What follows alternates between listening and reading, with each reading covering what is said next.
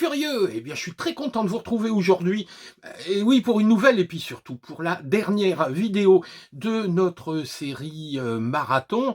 Bah oui, c'est déjà le 5e épisode. 5 vidéos en 5 jours pour parler un petit peu des soldes d'été de chez Banggood. Aujourd'hui, je vais vous présenter le dernier avion de la série des mini de chez Top RC. Aujourd'hui, ce sera aussi un Warbird, ce sera le P47. Alors, c'est vrai que sur les épisodes précédents, je vous ai pas parlé beaucoup de prix. Je peux pas vous donner les prix. Parce qu'en fait, vous vous doutez bien que cette vidéo, je la tourne pas, je l'ai pas tournée il y a 2 jours. Hein, il a fallu, c'est vraiment un gros boulot. J'ai passé un mois sur ce projet de 5 vidéos. Donc à l'heure ici où je tourne, je n'ai pas encore les informations sur ces soldes d'été. C'est pour ça que je vous dis, allez farfouiller, regardez, puis vous verrez bien s'il y a des affaires, à faire.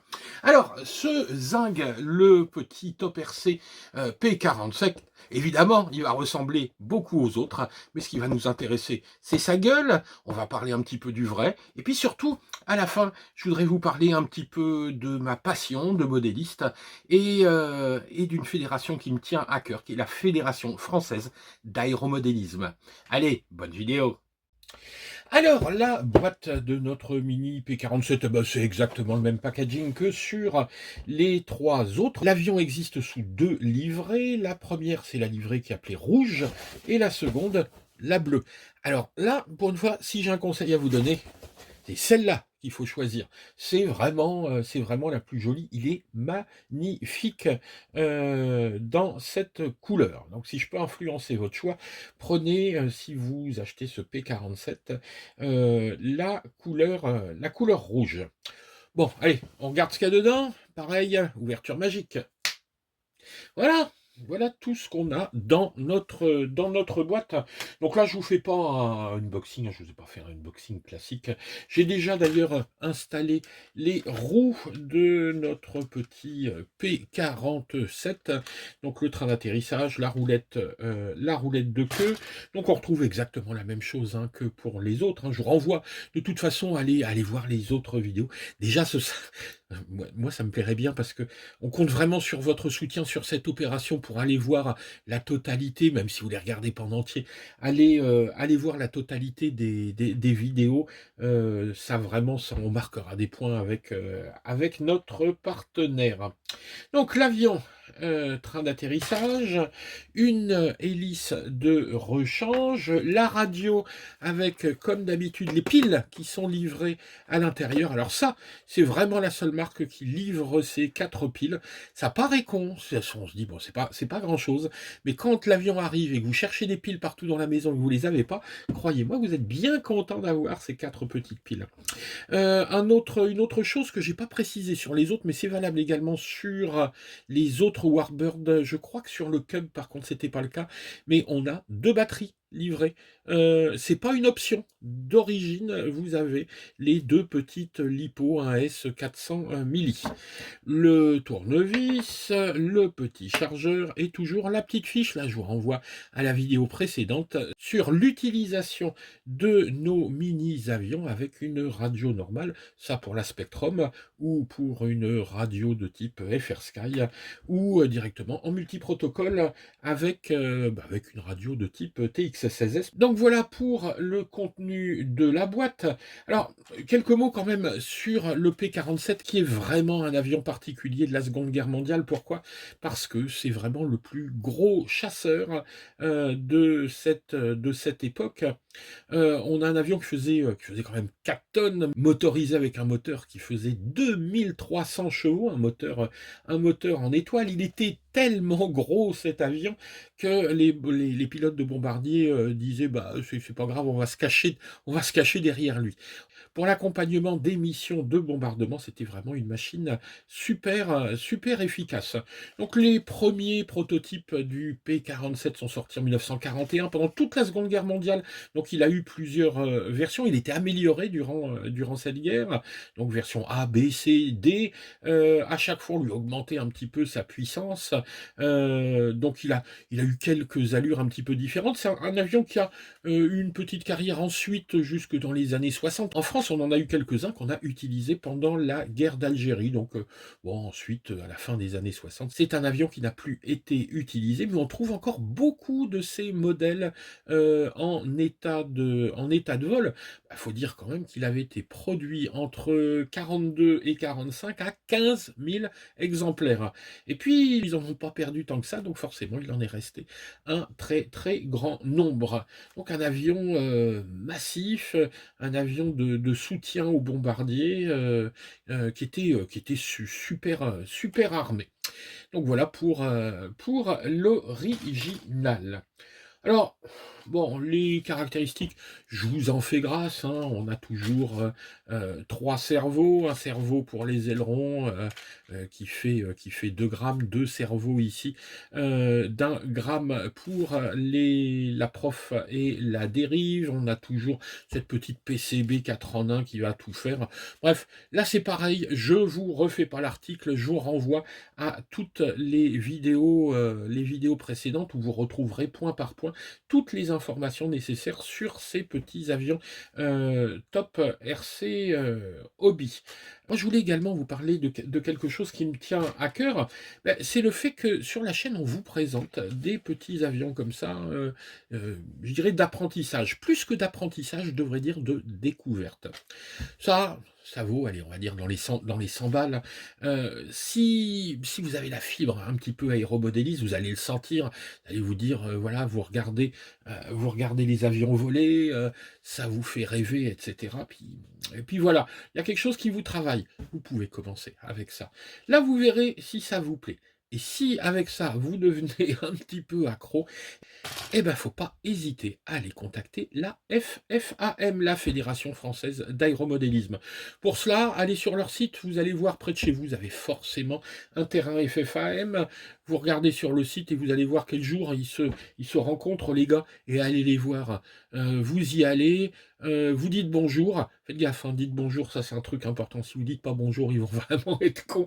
Mais si vous dites bonjour, vous allez rencontrer des mecs extraordinaires qui sont vraiment dans le partage, dans la transmission de savoir, et vous découvrirez un loisir qui est un loisir technique, un loisir également où il y a de l'adrénaline, forcément, parce qu'on a des modèles qu'on va monter, qu'on va bichonner, et puis on a toujours le stress en volant, il faut que tout soit parfait. Donc c'est l'école de la rigueur également.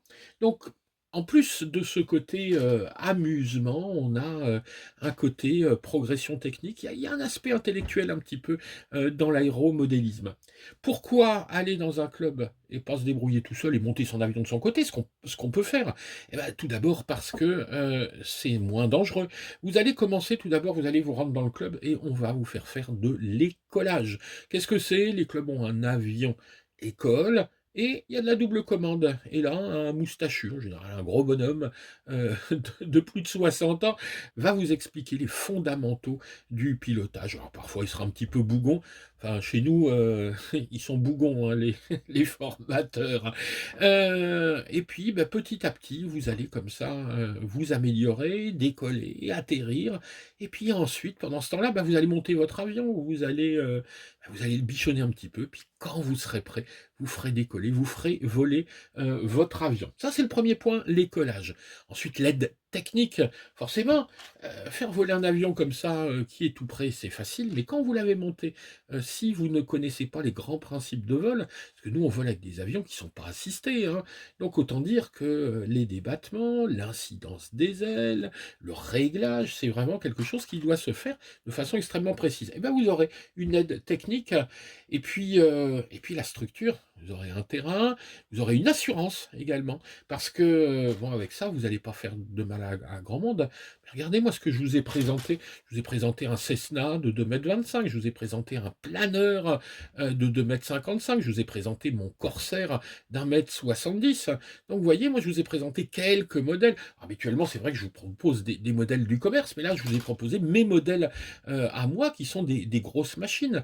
Et ben, il vaut mieux être assuré assuré, parce que si vous le foutez sur le coin du nez d'un copain, si vous n'avez pas d'assurance, vous êtes dans la merde. Ensuite, un autre point, c'est les autorisations de vol. Si vous volez n'importe où, évidemment, vous n'avez pas le droit d'aller n'importe où avec n'importe quelle machine. Sur un terrain FFAM, vous êtes sous la responsabilité de la FFAM et le terrain est destiné à ça. Il est déclaré à la direction générale de l'aviation. Donc, il n'y a pas de survol d'avion au-dessus de votre terrain, etc. Et là, vous volez en toute sécurité. Et puis dernier point, il faut quand même le dire, bah, c'est les copains.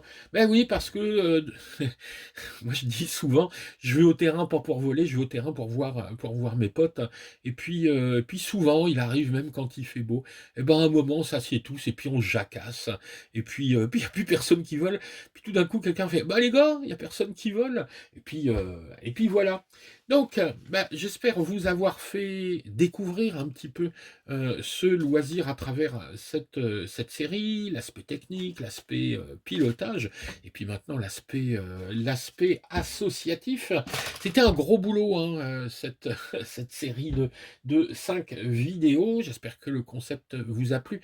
Et puis j'espère aussi que bah, vous nous aurez suivis durant cette série de vidéos bah, qui visait à vous faire découvrir des petits trucs sympas qu'on trouve durant les soldes d'été chez Banggood.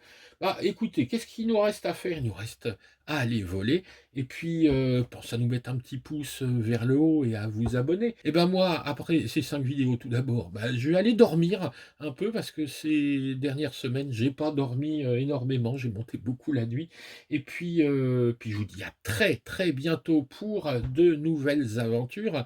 Il y a un petit ERA qui est prévu, puis celui-ci il me fait de l'œil. J'espère qu'il arrivera à la maison cet été. C'est le Super Timber de chez eFlight, un avion d'1,70 m.